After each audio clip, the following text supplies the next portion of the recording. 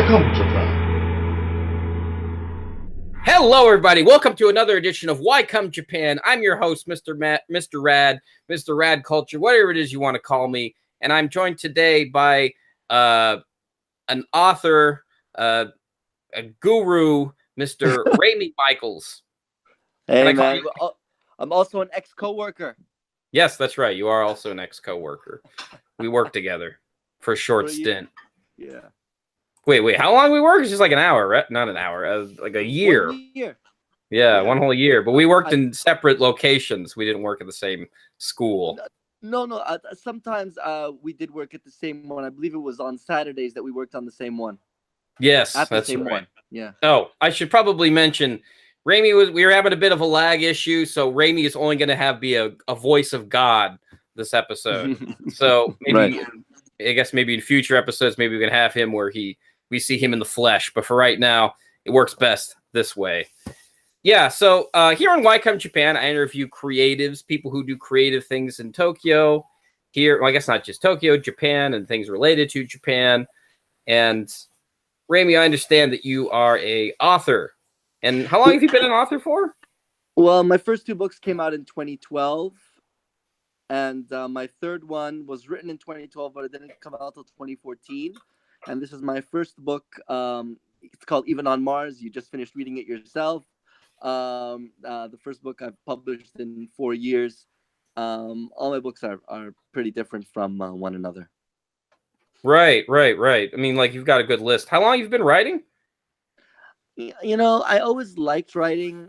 It always came naturally to me. I remember having a fondness for it as early as grade 3 when I was 8 years old. I did really well without really having to try hard in the creative writing units that we do. And I used to write for fun, not just for class assignments. But I didn't start taking it seriously until I started getting into screenwriting when I was 22. Screenwriting? And I wrote 3 screenplays, and then I pigeonholed the third one, Incorrigibility, and then I realized I did that in 2005, and I realized, in late 2011, man, I can turn that into a short novel. So that's exactly what I did. I self-published it through Lulu as a novella. I converted it pretty much. I changed it from screenplay format to novel format, and edited it as well while doing that. And then that same year, while I was going through that process, I started writing my second novella every day, and I finished it within a month and a half. It's called Red Love. Ability. It's a dark, gory, romantic vampire thriller, and Incorrigibility is an irreverent anti-chicklet kind of comedy. As you know, you're almost done reading it yourself, right? Yeah. No, I mean, I should probably mention out there to my peeps out there who's listening. Rayme's book is now available for 100 yen on Kindle right now. Is that right? Yeah, exactly. My new book, Even on Mars, was released on June 3rd. The proof copy is almost here.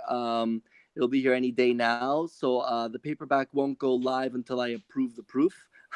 But right now, the Kindle is available for a limited time at what you just said, 99 cents. And actually, it has the same type of humor as my first book, Incorrigibility, the one I was just talking about, only it's different in that Even on Mars takes place on Mars in the 23rd century. So it's sci-fi and it's futuristic. But it's also a screwball sex comedy as well, like Incorrigibility is. Nice. So my third book, sorry to interrupt you. My third book, since I'm talking about all of them, my third book is called Screw the Devil's Daiquiri. Right. It's a dark urban comedy drama. It's semi-autobiographical, and in fact, actually, it's just 1/10 autobiographical. But nobody talks like that. We just say semi-autobiographical. And I highly recommend Screw the Devil's Daiquiri to you, Randy. It's my magnum opus. At this point in time, it's my magnum opus. I hope to be able to surpass it one day, but I'm very skeptical.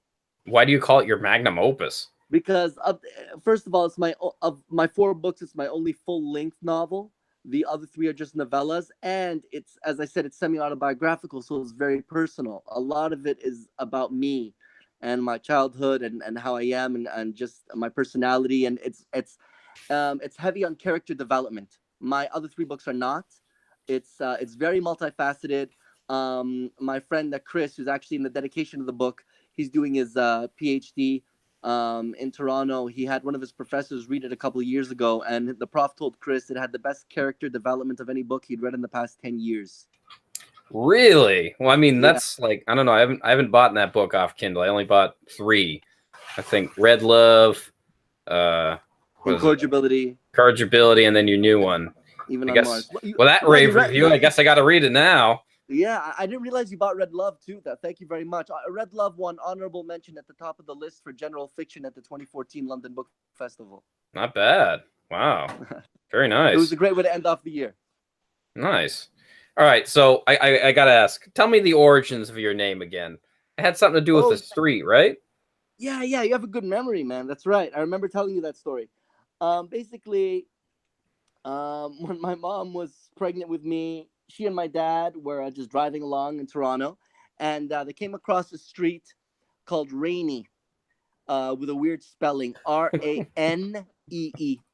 And my mom was like the name Raymond. So she combined the name of the street, Rayme, with Raymond, and came up with Rayme. Okay. And so she said, I'm naming my son Rayme, and that's how that came about. You're from Canada, right? Right, Toronto. Toronto. Oh, okay. All right, the part of Canada that speaks English.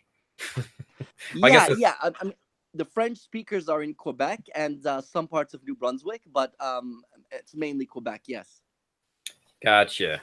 Okay. Well, thank you for explaining that to me again, because I remember thinking, wow, I've never met somebody who was named after a street. I knew a band that was named after a street, but that's a first. All right, so let me dive down here into the nitty gritty. Now, I read your book, Even on Mars, which I quite enjoyed. Thank you for doing so. Yeah, good. Sure. I'm so happy to hear that. Yeah. Oh, I gotta ask, what was your intention with writing Even on Mars? Man, to make people laugh and maybe make them feel and think as well along the way. Mm-hmm. That's also my intention with my first book. And with my third, obviously that wasn't love. There's no laughing in Red Love. It's I told you what it is. It's a dark, gory, romantic vampire thriller. It's like a bloodbath. But, right. Yeah, with Even on Mars and my other 2 comedies, Even Screw the Devil's Daiquiri, which is actually a dramedy. It is important to me then that if they're buying a book, if the reader is buying a book, and they've been told, say by reading the description, that it's a comedy, they should laugh a few times, otherwise they're being gypped. It's like when you watch a comedy movie and you 20 minutes go by, you haven't laughed once. I think that's way too long to go without laughing when watching a comedy movie, So even though Incorrigibility, as wacky and as quirky as it is, does have its sappy, down to earth kind of moments, between the characters, but I mean, it weighs way more heavily on the on the humor, and I know I'm sure noticed that about Even on Mars. It has its moments, its connections between the characters. They have their awakenings. They are connected to one another. But because it's in the lines of incorrigibility, it's much more important to make people laugh just because of the type of outlandish, absurdist humor that it is.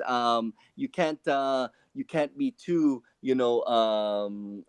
how should I say, too involved emotionally between the characters, or I should say I couldn't myself be too emotionally involved with the characters and make them too emotionally involved with each other, because it's just that's not those aren't the types of books that that they are. Whereas Screw the Devil's Daiquiri, as I said, it's a comedy and a drama. It's a dramedy, so I could do that with Screw the Devil's Daiquiri because it is a very serious book. It's a comedy, but it's a dark comedy, and there's a lot of emotion, there's a lot of depth, there's a lot of character development. It's important that people laugh and are entertained as well. But incorrigibility, I really want to pull you into the mind of the protagonist, and also I developed the other characters around him as well, namely his best friend and. And even one of his co-workers, Jackie, who's completely nuts. But so it depends on the book, but whether it's a screwball comedy like Incorrigibility and even on Mars, or a dramedy like Screw the Devil's Daiquiri, my intention is to make people laugh, think, and feel. Okay, so in the book, two of the main characters are like, I mean, the book, even on Mars, two of the Yeah. main characters are both writers who have been like coerced into writing positive articles. Would you say you suffer from this as well? Do you ever feel like you have to write like for a format, like, oh, it's a screwball comedy, so I got to write the screwball stuff, or I got to stick to my guns, or like, oh, it's a romance, I got to write romancely or whatever. No, I write what I feel, man. Whether it's a book or it's a poem or it's a prose or it's an essay or it's a book review that I'm doing, I write what I feel. So no, I don't feel that way. The two main characters, Don and Clive, are very different guys, and they're both writers, but Oh. completely different types. Oh, for some context, Don and Clive are two of the characters in Even on Mars, for anybody wondering. Right. So Don is the protagonist. Clive is his best friend. They're both writers. Don is a serious journalist for a serious newspaper, whereas Clive is a writer for quote unquote a health magazine, when really it's just a lascivious sex magazine, and he writes his lascivious sex column for it. And Don is more of the rational. How should I say, more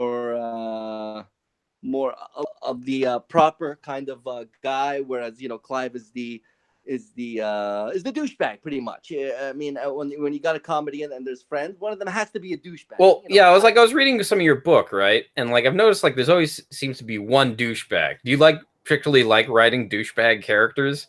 I honestly love it. Okay. And Incorrigibility, it's Matt, of course, who's completely nuts and pretty much represents everything that's wrong with the human race. That's not the case with Clive. I wouldn't say that about him. But he does get under Don's skin a lot. So and also in Screw the Devil's Daiquiri, because it's more serious, it's not so much a screwball douchey kind of guy that you find in it, but you do find the best friend of the lead character, John Hazel, Alex, who's very how should I say, he's a badass, pretty much. He's a bad to the bone kind of character, and aside from like getting under John's skin, sometimes it's more about John having to restrain him, just because it's more of a serious book. So it's a different kind of antithesis than you find between Don and Clive, or say Jesse and Matt, or Brent and Matt in Incorrigibility. It sounds like you really know your characters. With them all these years, I can't just forget them, Right. Well, like, does it take a lot of time to like craft them and to like put them into the people you want to make, or do you like base them off of people, or? Okay, well, let's take Incorrigibility. I didn't do much of a background to them before I began writing, but I knew how I wanted them to be. I knew who would be what, how, in what ways they'd be polarized, in what ways they would hit head to head, because I love working with contention, and my characters can be very contentious, especially when they do butt head to head, like say Jesse and Matt do in Incorrigibility, There's a lot of fun to be had with that. I think one of the reasons I love that so much is because a heavy influence on me was always Kevin Smith, and I will never forget when I was 14 years old and I saw Clerks for the first time. It just completely just like blew me away. I never looked at dialogue that same way again. And then Mallrats came out, and it's one of my favorite movies ever. And I know, and you can see a lot of that influence in incorrigibility because of how dialogue driven it is, Uh-huh. and just the way they're talking. And so I do love that dynamic of guys being friends, but at the same time just getting on each other's nerves. I didn't. There's not a lot of character development though in incorrigibility, as I said, except for maybe a bit with Brent. I give you a bit of his backstory with his father, and then I show you the relationship he has with his grandfather, Right. and he expresses his issues and the turmoil he's going through and all his anxiety. So there is a bit of character development with one of the three main characters of incorrigibility, but that's about that. With Screw the Devil's Daiquiri, the lead character is heavily based on myself. So I did develop the character before I started writing, but it was easy to do that just because it's so personal. Um, and I did develop Alex, his best friend, as well. And then once I started writing, that's it. The characters start writing themselves pretty much. The book starts taking me, like kind of taking me rather than me taking it. Although I had a really good, I usually have a really good feeling about my books before I start writing them anyway. And Mm. okay, and with the Even on Mars, I did do a character sketch of Don and Clive before I began writing it. I did do that. Okay. Interestingly, what happened was with Even on Mars, I began writing it. I believe it was late January of 2014, and then I stopped writing it before it hit 8,000 words. In I believe it was in the third week of February of 2014, and I just left and I abandoned it, and I didn't know how to continue it. And then this past February, after 4 years, I just like, oh, I know how I can continue that book now. And I just went on this roll, and it just spiraled and spiraled, and it just got, I started going faster and faster, and before you know it, I was done. And so, I mean, it altogether took about 2 months to write it, but the first and second month had a 4-year gap between them. So I'd say Even on Mars is different than the other three in that it didn't flow quite as easily, in that I did hit a stumbling block and I had to abandon it. But I did go back to it, and it was kind of like I never left. Really, it was just this really strange thing. It was really bizarre. So you started writing in 2014 and then it just finished like this year. Yeah. I because I left it in I mean, February of finished writing. 2014. I did. Yeah. I left it because I didn't know how to continue it, and I hadn't even hit Oh. 8. I hadn't even hit 8,000 words, and I left it. And then this past February, I continued from where I left off. So wait a minute. Why did And it have to be 8,000 words? no. I abandoned it before it hit 8,000 Oh, you words. banned it Just before you before hit it. I thought it was like a Yeah, prerequisite. and then and Okay, okay, no, okay. No, and then I started writing it again this past February, and its count is about 31,633 words. Ah, gotcha. Okay, My So it's just a novella. To be a novel, it has to be at least 50,000 words, which is why Screw the Devil's Daiquiri is my only full-length novel, because it's about 81,500 words. It's well over the minimum necessary count oh. to be a full-length novel, which is 50,000. So then what makes what if it was shorter than that, it would be like a novella. Is that right? A novella is between I've seen different numbers online, Okay. but I believe it's between 17,500 words and 49,999. Ah, gotcha. Yeah, and less than 17,500 is a novelette. Ah, gotcha. All right, so I thought I'd shout some people out in the chat. We got Robert, and we got no, one of our mutual friends is Modern Life Dating. Oh yeah. Yeah, hey, Modern Life Dating, thanks for hanging out in the chat. I guess I'll say hey. All right, moving on. Oh, so okay. So you mentioned that you like writing douchebags in each of your books. Like, not in each of them. No, not in each of them. I mean, Red Love. I mean, the two main characters are vampires, and they're about they're over 300 years old, okay, and they're vindictive, and they're vicious. I mean, it's not a comedy, so it has nothing to do with that. But when I'm writing a comedy, like with Incorrigibility and Even on Mars, yeah, it's fun to do that. I mean, if it's a screwball comedy and you have friends, it just seems like a perfect dynamic to have at least one of the guys, whether it's two or three or however many, just be completely just off the wall. You know what I mean? okay. Yeah.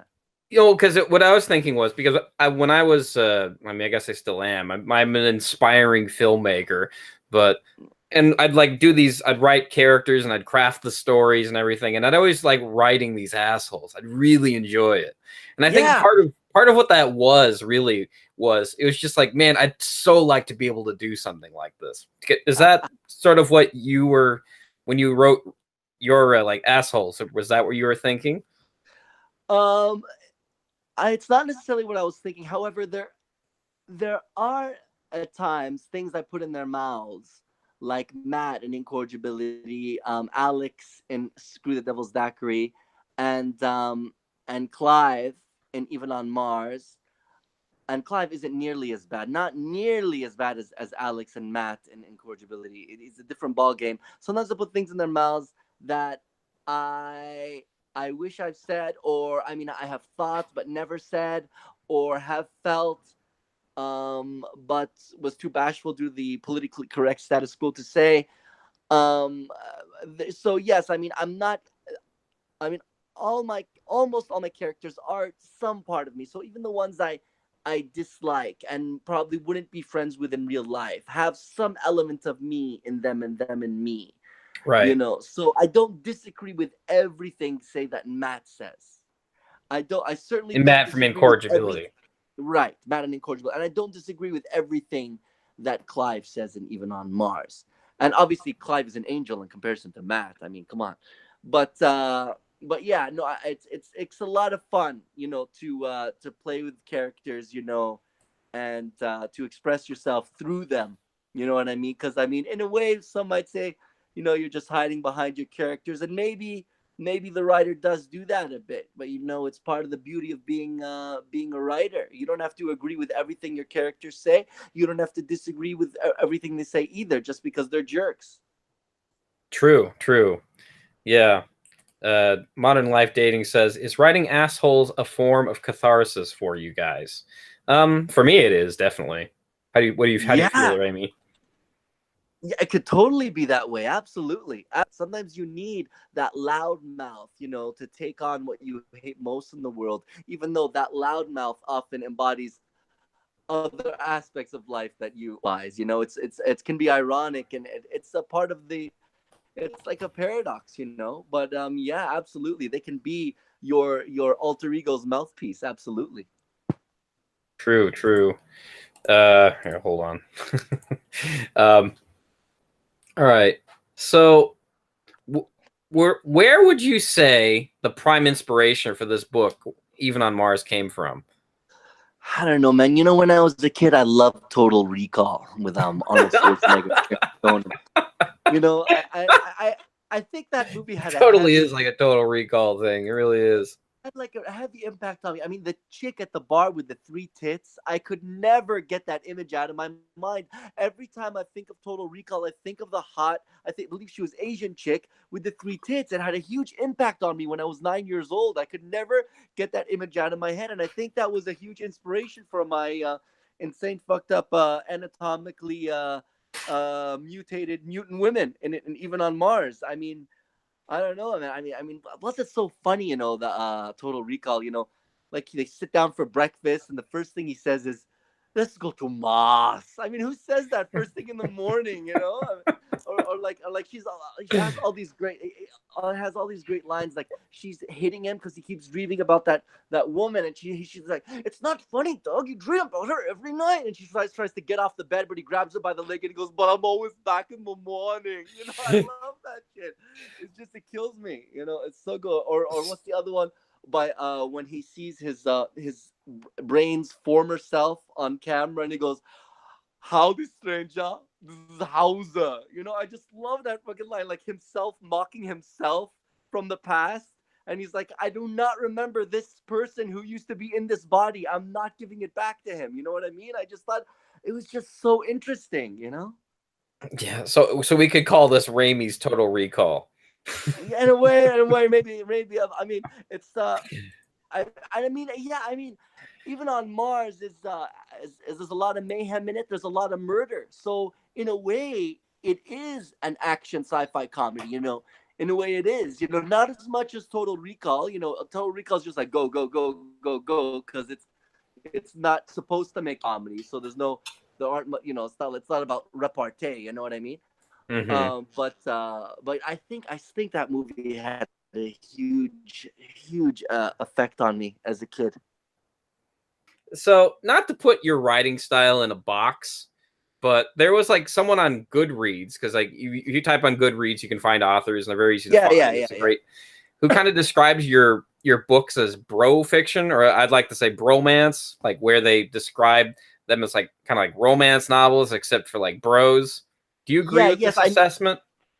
I know the review you're talking about. Yes, I had asked her to do a review of Incorrigibility, and she did refer to Incorrigibility as bro fiction. Yeah, I think that's a fair assessment. Incorrigibility is bro fiction, absolutely.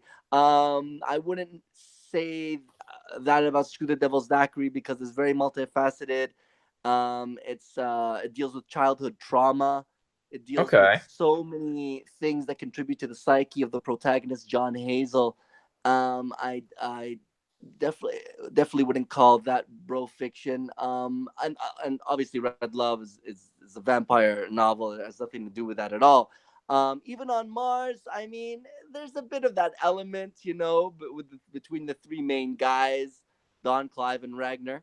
But I wouldn't go as far as to call Even on Mars bro fiction because so much of it has to do with trying to stop the antagonist Lillian Rumsfeld, who's out of her freaking mind. I mean, she's completely nuts, and you know what she wants to do. You know her plan, her scheme. You know, and they want to stop her. So, and there's there's murder and stuff, and obviously it's heavy on the the sexual innuendo and sexual content because it is a screwball sex comedy while having its futuristic sci-fi elements.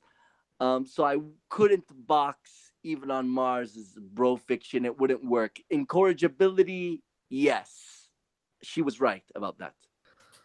Okay, so despite living in Japan, I noticed, because you and me both live in Tokyo.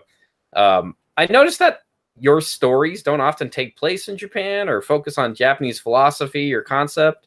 I mean, is there a reason behind this? Well, as I told you before, my first two books came out in 2012, and I wrote Screw the Devil's Daiquiri, my third In book, Canada, right? that same year. And yeah, and I didn't come to Japan until 2013. Ah, And gotcha. so my fourth, this new book, Even on Mars, is the only one of the four that I wrote while here. And there is like some Japanese like element in it in terms of like okay, like there are prefectures, for example, and even Right, on right. I Mars. remember that part. I mean, I could Yeah, tell yeah, little Asian touches here and there, but yeah.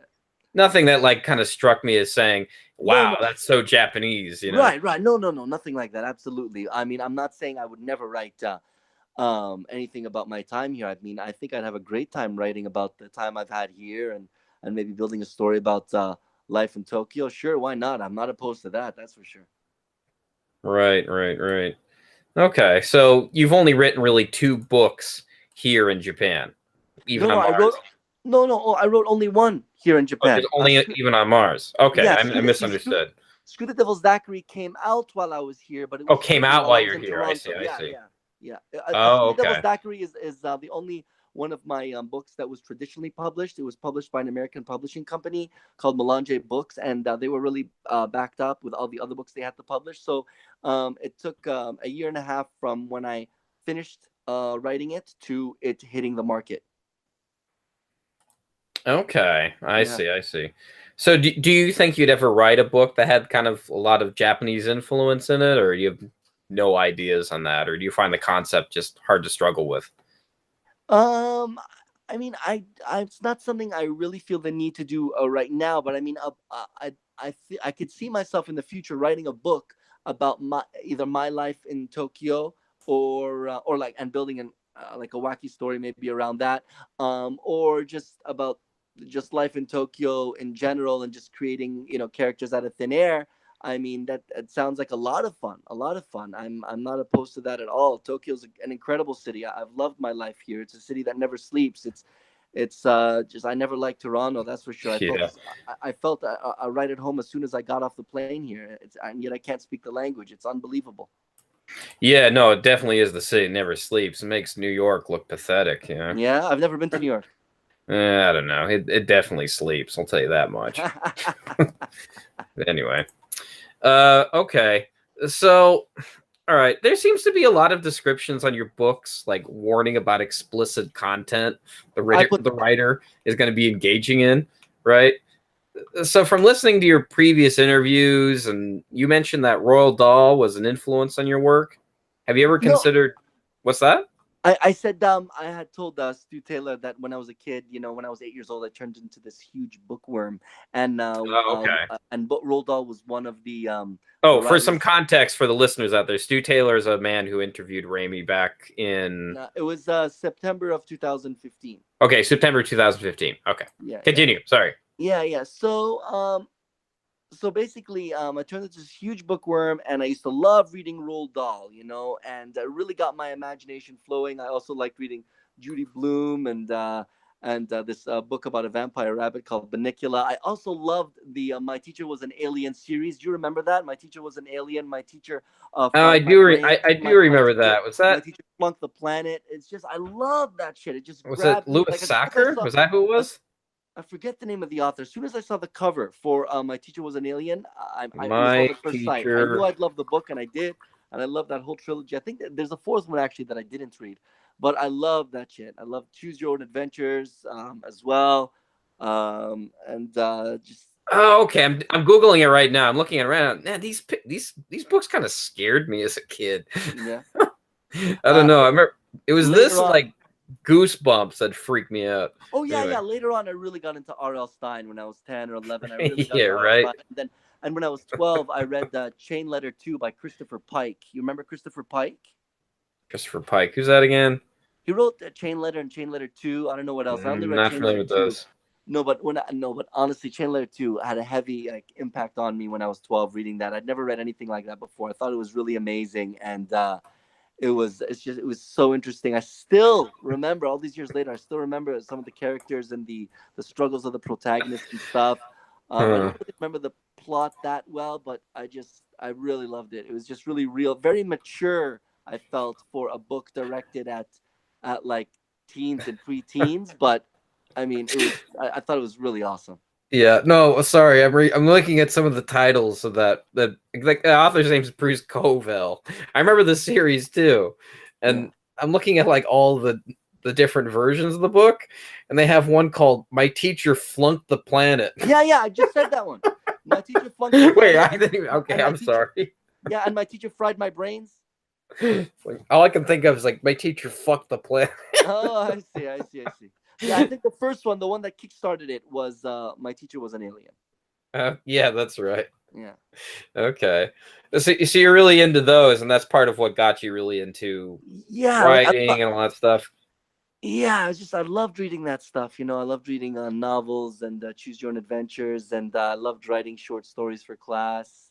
And I started writing poetry when I was 9, the following year. I think but even before that, I always knew that when I would start reading novels, and just books in general, I'd find the truth in them through other people's perspectives that I wouldn't be able to find on my own. I just knew that instinctively when I was like 6, 7 years old, that one day I would really get into reading and it would really change my life for the better. And I was right about that. Okay, so you wouldn't say Roald Dahl's one of your favorite authors anymore because that's just like kid shit or something, right? No. Is that right? Yeah, I mean, as a kid, he was one of my favorites. Maybe if I read his adult, he wrote stuff for adults. If I read some of his more mature stuff for a mature audience, I would feel that way again. But if you want to know who I like now, I mean, I love Terry Southern. He wrote the screenplay for Doctor Strangelove, and he wrote this hilarious Rabelasian book called Very Candy. Southern. Yeah, you know Doctor Strangelove, right? Yeah, yeah, of course. Yeah. So he wrote the screenplay, and he also wrote this book called Candy, published in 1958, which was banned in England for a lot of years because it's so Rabelasian and he really pushes the envelope. It's so licentious. I love it. It's so good. It's so smart. Has a lot Blue of sex movie. appeal, and it really pushes the envelope, which is, as I said, I love. I love that. And they made it into this awful movie 10 years later in '68 with all these, great actors. Even Marlon Brando was in it. Actually, Ringo stars in it too. But the movie was terrible. It wasn't written by Terry Southern. It was written by some other guy, and they just butchered it, man. It just totally butchered it. Such a piece of shit movie. But I highly recommend the book. I like Milan Kundera. Yeah. I love the unbearable lightness of being. Oh, I've heard of That that. That's yeah by that him. yeah written in '82, Oh, released in '84. That influenced Screw the Devil's Daiquiri. I I'm looking I his name mean up now. Man, he's on a lot of shit. yeah. Barbarella. I saw that. Easy Rider. Wow. Casino I didn't Royale. He wrote Cincinnati Easy Kid. Rider. I don't know. I'm looking at it right now. Maybe I'm misreading this shit. And maybe he worked on the movie. I don't know. I'm sure he must have worked on the movie because that movie was mainly improvised. I Yeah. saw I heard Welcome to Why people Come talk. Japan, where we read Wikipedia. I'm joking. Yeah, and I love George Orwell. I love 1984. I love Animal Farm. I loved Catcher in the Rye. That's a classic that they make you read in high school. Yeah. There's a Toronto author named Elise Friedman. She has this great novel came out in the '99, very personal book. It's called Then Again. It's a great book. And yeah, a lot of great writers out there. I love Charles Bukowski. I got into him a couple years ago. I'm currently reading Hollywood by him. It's the story of him writing this, being hired to write the screenplay for what would become Barfly, and then just the whole process and all the characters he meets along the way and stuff. And Hmm. so I love his work. He's hilarious, really smart too. I do want to get into reading his poetry. I haven't gotten into that. I've just been reading his novels thus far. So, would you ever consider writing a children's book? Because I mean, it's a lucrative business, or no? Yeah, I have considered it. I absolutely have Oh, considered it. really? I mean, yeah, I think it would be a lot of fun, like a children's novel. Yes, I could do that. Absolutely, I could. Like my teacher's an alien. Well, I mean, I don't. I'm not a plagiarist. I'll have to come up with my own theme, I guess. Well, I mean, I don't know. Isn't it like everybody copies everyone these days? I Like mean, there's nothing new under the sun. You mean? yeah. I mean, there was it. Mark Twain was saying something like there hasn't been an original idea since the beginning of time. Man, I don't know, man. I Yeah, don't know. I'm not saying directly plagiarize it, just like cut up the book and just write Rayme Michaels underneath or something. But okay, so you'd be interested in sort of like a young adult fiction. Yeah, definitely along the Okay, lines of R.L. Stein and Christopher Pike. Arl Maybe, Stein. yeah, maybe something more like toned down, like Roald Dahl too. Maybe. Right. Okay. So not something you have like a what is it? Something you can share here. It's just something that you would like to do, like a project that's uh something that you've been interested in.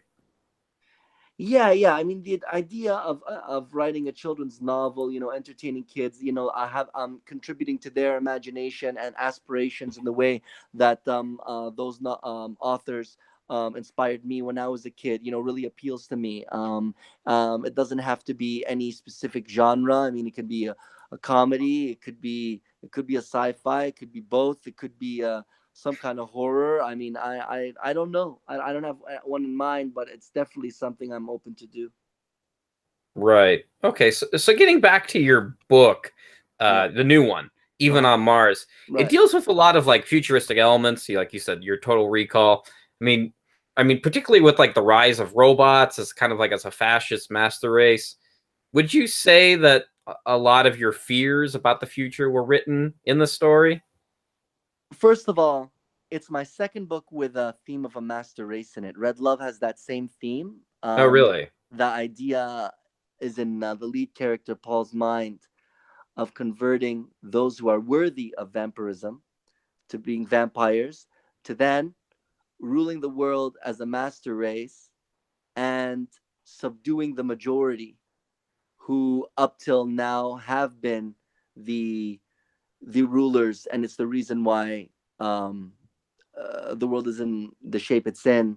While the minority, like say the 5% or whatever they are, 1%, whatever, have been completely suppressed by the majority, all the while the majority are just mediocrity and just a shoddy species all on their own. See, Paul is very misanthropic, and he's very angry at the human race. He's sick of it going on and on and on just the way it is, and he really wants to revolutionize it by subduing the majority. And just it's just just an inversion of everything, taking everyone who has been just downtrodden and putting them on top, and instead of the other way around, where they have to remain, on the bottom and just nod their heads, and do as the politically, as the status quo want them to do. Meanwhile, they're far superior to the majority, and would make better leaders than the majority have been up till that point. And the reason that this theme of a master race is in Red Love and even on Mars is because I'm a person heavily influenced by Friedrich Nietzsche. He's my favorite Right. philosopher, and Oh, he's the one really? he's the one who hastened me on my path of academic study. I mean, his book on the genealogy of morals, which I read back in October of 2006, when I Uh-huh. was on a Nietzsche reading binge, hastened my decision to go get my undergraduate degree in philosophy. And so I went back to school. I did a major in philosophy with a minor in psych. Then I went on to do my master's degree, and I did my master's major research project on Nietzsche. And Really? that idea of slave morality versus the morality of the ascending type, the overmen or superhuman. Supermensch, It's right? a Nietzschean concept, and that has that concept has come out in two of my books, Red Love and Even Now on even on Mars now. Mars. Yeah. Huh. Okay. Would you say you have an overall fear? Because a lot of people do nowadays of the robot uprising. I mean, it's not. It's. I guess it's kind of a fear. In the beginning, it'll be really hard Right. because As I don't want to spoil the book, but there's a part where there's a lot. It seems like there's a lot of stuff where robots kind of control people's lives to a certain degree. yeah, man. I mean, it's gonna be probably even more than that in reality. I mean, I was lenient. I say that Don's papers. Right. I mean, you seem to give your characters, especially the robot ones, a lot of empathy. So, I mean, you feel like they're actual humans rather than just, robots that we just push around and kick and, get mad at. Because you know how we Oh, love to get mad at inanimate objects. oh, I know what you're talking about. I know what you're talking about. Um. Okay. Well. Okay.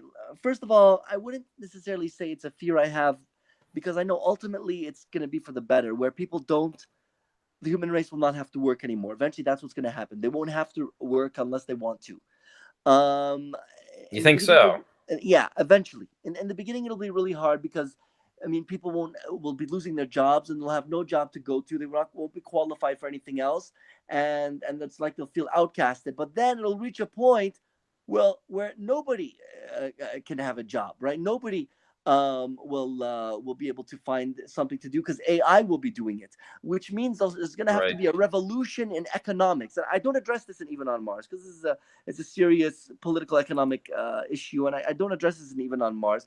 And Even on Mars, I like I mean, I don't want to give too much away, whatever, but there are people are like allowed to work. They can find something to do if they really want to work on in my book, even on Mars. But I mean, and what's gonna happen? That's not gonna be the case.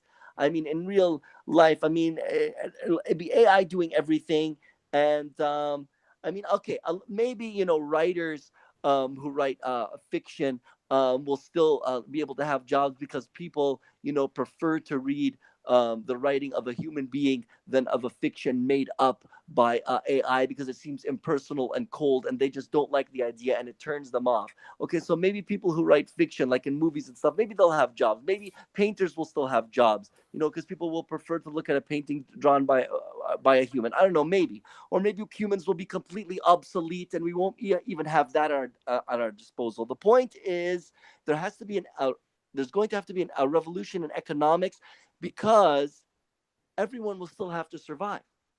But you Yeah. can't say I have to survive because by working, because you won't have a job to go to. So the government, whatever the government will be, Christ, maybe the government itself will be AI, will have to support people in some way. Maybe there won't be a such thing as currency anymore. Robots will be fixing themselves and designing even better robots and more advanced AI. So we won't need people doing that. Okay, one thing I fear is AI going to reaching a point where it reaches a singularity of complete self-consciousness and it sees human beings as a hazard and a danger to Oh, itself. right, right, When right. we Well, have that's what Elon Musk even says that. So yeah. Right, and we have a scenario like in Matrix or Terminator where AI wants to completely annihilate us because we're in its way, and it's in its best interest of self-preservation that it get rid of us. Okay, that would be Mhm. really fucking terrible, and I do have a bit of a fear of that. Yes, but I mean, aside from that, I mean, I'm not so worried about like jobs and stuff. Right, because one thing I've pictured about the future is just that, like, when I was a kid, we always used to talk about terms of like things as being futurist, like, man, in the future it's like if there'll be a cure for cancer, there'll be a cure for this, we'll be able to like fly to work or whatever. I mean nowadays we have stuff like this, the iPhone and everything. And but I feel like I want to say that I feel like our lives have become, I mean, nowadays, uh, they've become like they've given employers more of an excuse to give us more work to do. Like saying, oh, well, you have a computer. Well, why don't you go do that? Like, and just recycle some content or whatever, right? Here, I've worked for a couple of companies that did that, where they have these technology and they just want you to recycle content, copy paste everything. Mm-hmm. Yeah. I mean, do you picture it like more? Do you picture it more like that, or do you picture it more like a Wall-E situation, where I mean, I guess they're both kind of dark visions of the future, both the ones I'm saying, but Wall-E, where you've seen Wall-E, right? No. The Disney movie. It's like a movie where Earth becomes too dirty and nobody can live on Earth, and so they all send everybody to a big spaceship in the sky, and everybody just sits around and watches TV all the time. Oh, okay. Maybe I should watch it. Sounds funny. Yeah. Okay. So you kind of picture life being more like that. I guess I don't know. Both of those are kind of negative, but you do picture the future being something more of where we'll have more free time. Yeah, man. I mean, if it reaches a point where robots can do every single job known to man, all we'll have is free time, and robots doing everything for us. Right. Okay. So I mean, I guess there's no end. I mean, because my philosophy is that I always want to stop being a futurist or saying, man, in the future we'll be able to do this. But like, yeah, but it'll only cost $10,000. It's like they'll cure baldness or something. Yeah, but it only costs $20 million. You know what I'm saying? Yeah, yeah. I mean, you never know how much it'll really cost. Christ, I believe it was in 2014 when these British scientists created a beef patty in a petri dish in a lab from just the Oh, cell right. of a I've heard cow, about but it this. cost £250,000, I believe it was.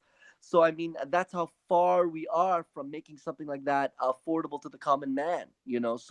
So in the beginning, things like that are really expensive. Then they just become cheaper and cheaper and cheaper until they become commonplace. I mean, they're still mapping up the genome, and they want to reverse the aging process. Eventually, you'll be able to pay money at some cosmetic place so that you start getting younger every single year instead of aging. I mean, it's really incredible. It seems too far fetched, but eventually, maybe not in our lifetimes, but it is going to happen, where they will retard the Hmm. aging process using genetics. They'll be able to use what they know about genetics to completely make it impossible to get an STD. They'll make you the you I touch on that quickly a bit in the book. Like you will not be Wait, I able don't to. remember that part in the book. That was in the book? Yeah, it was in brackets. I'd say how Don doesn't have to Man, use I a must have read it condom. too fast. Uh, yeah, yeah. Anyway, don't worry, don't worry. It's not. Okay. It's just a small sentence. It's just one sentence where I mentioned that to explain why Mm. the protagonist isn't putting on a condom. But yes, Oh. yeah. So go back there, man. You'll Yeah, find it. I guess I have to now. You'll find it. You'll find it. Don and Huh. Mandy. Yeah.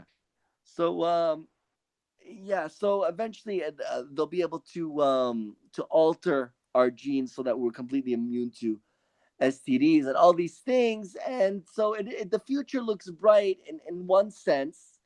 I mean, but at the same time, if we have to live on Mars, as in my book, because we've destroyed this planet and used our technology and our technological ways just for avarice, I mean, then, the joke is on us.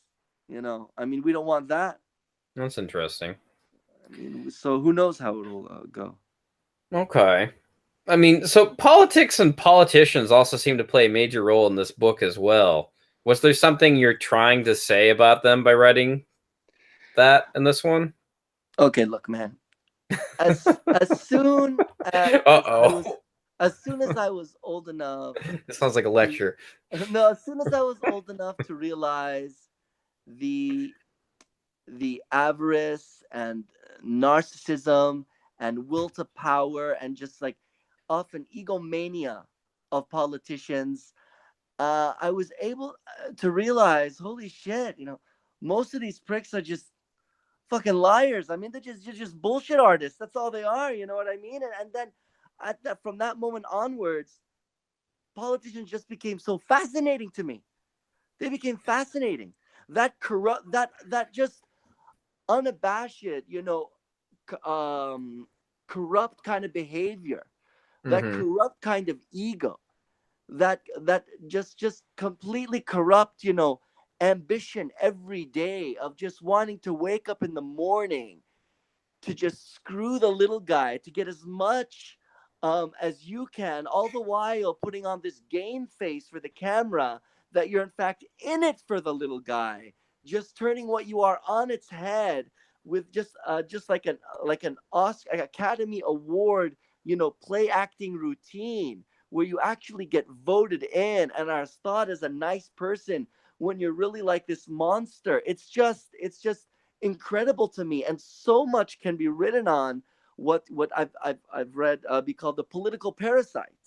I mean, it's just fascinating, just like being fueled by greed and just the will to power and control and gain every single day and doing everything you have to do or need to do, to get where you want to go up the ranks, and just like play the whole political game of, yeah, yeah, I really want this, but I'm gonna make them think that I'm all, in it for them. I'm completely selfish, but I'm gonna convince them I'm selfless. It's so fascinating to me, and so much can be done with it. I mean, there's so many great stories and all that. So I mean, yeah, I have fun with it.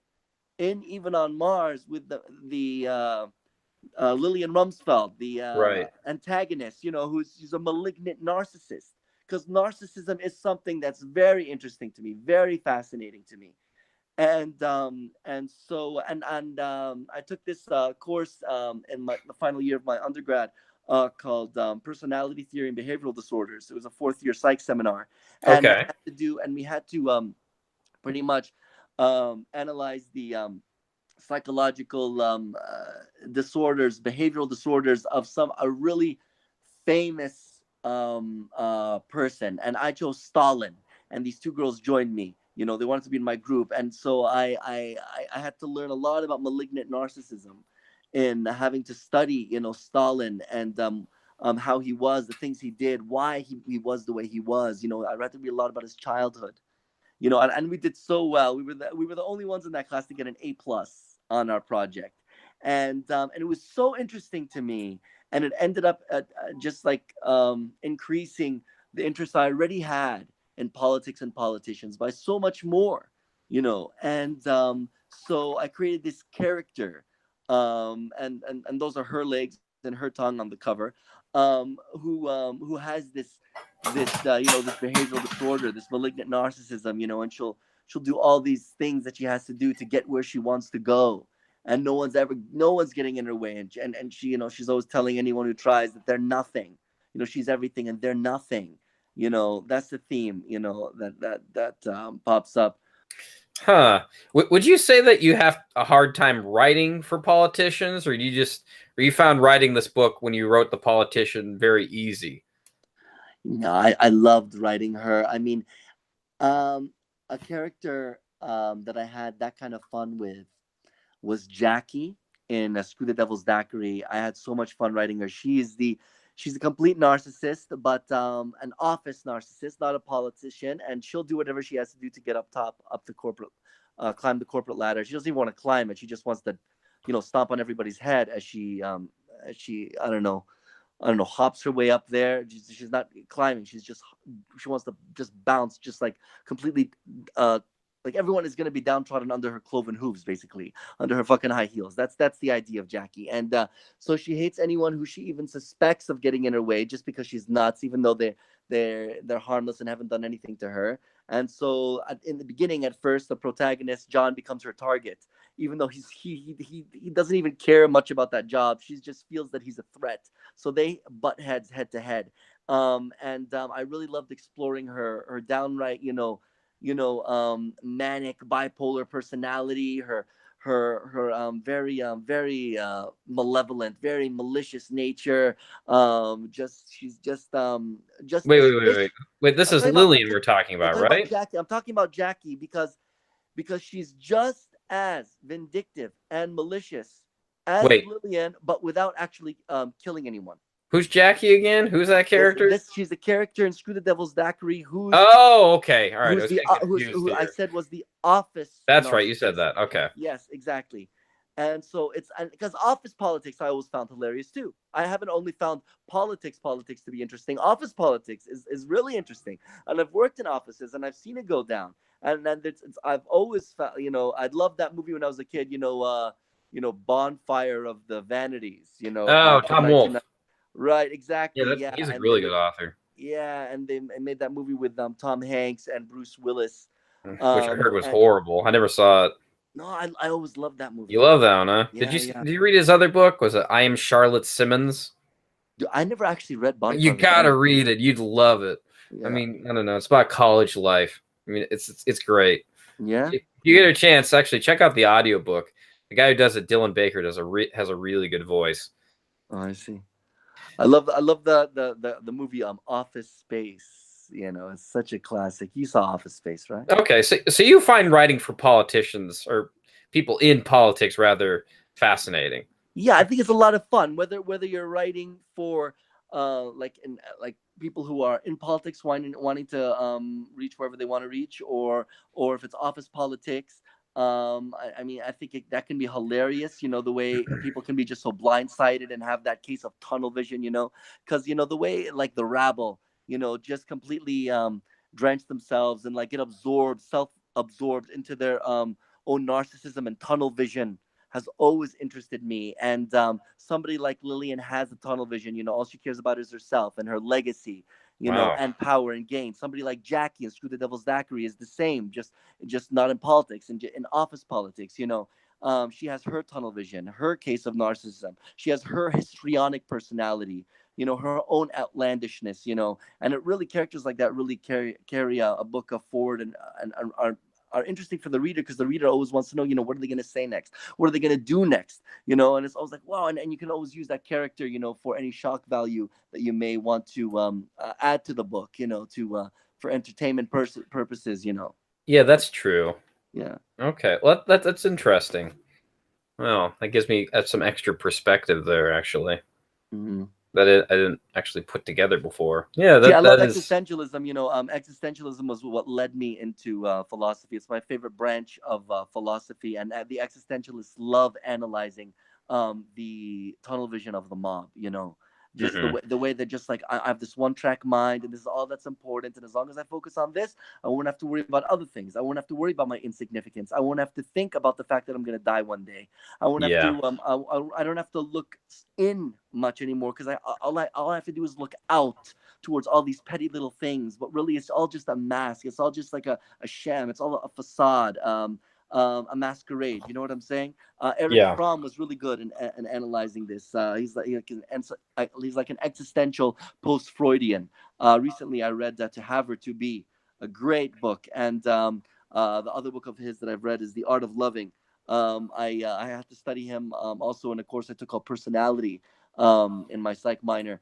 And a book of his I want to get to is Escape from Freedom. People don't want freedom. They want because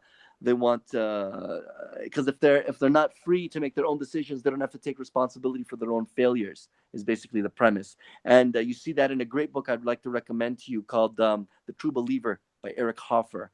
It's a classic. It's amazing. It's incredible. It's pure genius. Really interesting stuff. And if you're really interested in the human mind, as I've always been, and why people do the things they do, and how they deal with things like their own mortality and their own feebleness and their insecurities about their own inadequacies and failures, I highly recommend that book. Okay. And I also recommend The Denial of Death by Ernest Becker, which is probably in my top 3 favorite books of all time. Interesting. All right. So finally, do you think you could briefly describe how it is that you craft one of your stories? What I mean by this is like, what are the ideas that captivate you enough to say, I could completely write this as an emotional story? With Screw the Devil's Daiquiri, that was just like breathing, pretty much, because of how personal it is, and it is emotional. It's my emotions in it, and I build on that, and it flowed very naturally. With Red Love, the emotion in there is the wrath and madness of the lead character, Paul, who's been alive for over 300 years, and he's so sick of the human race and disappointed and disillusioned to no end by the human race, and is disgusted by their stupidity, and his emotion is vengeance. It's just indignation. And he's gone insane. He's gone completely insane, and so it's dealing with that madness. So that type of emotion that I deal with there. um okay, with Even on Mars, I mean, it's I do, as I said in the very beginning, my goal was also to make people, think and feel a bit here and there, but it was mainly to make people laugh. It's nothing, autobiographical in any way, but my main concern is, so I get an idea, for a book, and it depends on what genre it falls into. I mean, with a book like Incorrigibility, I don't need to get emotional. I really don't. Actually, with Even on Mars, I didn't have to get emotional, but I did. At some parts, because it just felt right. Even with Incorrigibility, there is emotion there, even though there really doesn't need to be. So it's even when a book can be like completely just like about I don't know, just a quirky, outlandish humor. It, because you're in my work, I like to deal with humans and the human mind, and human relations. It's gonna be there. It's just naturally going to come up. It's not necessarily gonna be intense and all the way through it, like in Red Love and Screw the Devil's Daiquiri, which I would say are very intense in their own completely different, separate ways. um but even with screwball comedies like Incorrigibility and Even on Mars, when you're dealing with friendship and relations of people that are of kin with you, like Clive and his son. That's all I'll say about that. I mean, you end up you end up writing the emotion there. It ends up like writing you almost like it's just it ends up coming out through the storyline. And so I don't sit down and think to myself, how am I going to make this book emotional? I've never once had to think that way. It's just Interesting. it's either it's just it's come out to some degree or another in each of them. Okay, so this is about that's it. I'm out of questions, All Rayme. right, no So problem. it's 12:30 a.m. Jesus, right how now. long have we been talking? Yeah, it's been an hour and a half almost. Whoa, that's fucking nuts, man. That's I know, right? unbelievable. All Oh right, my so god. this is the part of the show where I'm about to end it, and I take in any live chat comments. There's one I was going to save here for the end. Modern Life Dating Jonathan asks, if you could live forever, Rayme, would you like the Highlander? What's the Highlander? Oh, come on, man! You don't know Highlander? I've heard There of it. could be only one. You know, where they have to kill each other and they can live forever. You didn't know? You never saw that movie? No. It's like it's a 1980 cheesy classic movie. You got to see it, Rayme. Oh, okay. It's like there's so many references online. Oh, you're killing me. No, that's fine. Okay. To be honest, I've never. Okay, I'm gonna lie here. I've actually never seen it either. Oh, okay. I've only seen like bits and pieces on TV. I've never actually sat down and watched it from start to finish. I mean, I've only seen the memes and seen scenes and episodes, but. So was John asking me if I'd like to live forever, or if he's asking me if I kill Oh people my in order to live god! forever? I'm pretty sure it's a joke question. I'm pretty Okay. sure it's. I don't know. Okay, well, philosophically, why don't we ask that question? Do you want to live forever, Rayme? Honestly, I mean, I've always felt that I do, but I mean, I have no way of really determining that. Forever is eternity, and the human mind can't comprehend eternity. I would, though. I would love to live to be 1,000. I'd love. Why 1,000?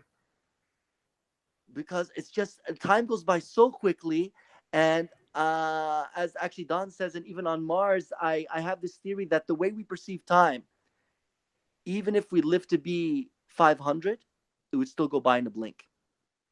And I've always hated the fact that life is so short and that we die one day. Two motifs throughout my books are death and sex, because they're things that have preoccupied my mind since I was a child. I mean, I've been obsessed with sex since I was 5, before I even knew what sex was. I was obsessed with sex too. We have something in common. No, I'm joking. I mean, sex and death. Honestly, sex and death. Wait, sex and death? So Hopefully not mixed together. Right. Well, I mean, they're interconnected, right? Sex gives life, and then that person dies, and so on and so forth. But I mean, what was I saying? So yeah, so something about living forever. Right. Sex So and the death. idea, like that we live to like be 70 or 80 or like even 90 years. Like, what the hell am I gonna do with that? You know, I mean, it's nothing. It's nothing. And I think like 1,000 years would be like fucking awesome. I think that's a good amount of time. But honestly, even like 500, I don't think 500 would cut it for me. All right. Yeah. Okay. Well. All right, Rayme. Do you want to say anything before we go? I just want to thank you, Radley. I did not expect this interview to be even half this long. I thought we'd get through the. No. I mean, I like making it this long. It's like awesome. A hangout session, you know? Yeah. Only for about an hour. Oh man, this is awesome. Well, it was a lot of fun. Thank you so much. I'm so sorry I got tongue-tied sometimes. I was really nervous going into it. I didn't know how it would fine, be. Man. Oh, cool. Thanks, man. And I appreciate you allowing me to promote my books and stuff. And thank you so much for reading. And yeah, I'm gonna finish that one. I haven't finished incorrigibility. Incorrigibility, yeah, that's the one. I couldn't pronounce it when I first saw the book. After you finish Red Love, I highly recommend Screw the Devil's Daiquiri. All right, I'll give it a look. If you're really interested in me and my psyche, my mind, what makes me tick, you got to read Screw the Devil's Daiquiri. Got it. Noted. Yeah. All right. Thank you so much. Yeah. So all of the I got to tell people to push the buttons before we stop push the stop button. Yes. All All right, so you can buy Rayme's book. I put all the links down below in the Japanese Amazon store and the American Amazon store. You can go to his blog spot, Rayme's Tumblr, all the stuff that he shared, his YouTube, where you can listen to the interview where he does with Stu Taylor. Much shorter than this one. It's about 10 minutes. Thank you for everyone who joined the live chat, who was here in the chat talking to us, sent questions. And I want to say that this show is also on iTunes. You can subscribe to that, and you can give us 5 stars. And make sure. And this show is also live on YouTube. In case nobody knows or listens to this on iTunes or whatever. I mean, just say the stuff that I gotta say. Make sure to like, follow, subscribe, right swipe on Tinder. I don't know. What else do they need to do, Rayme? Tell them.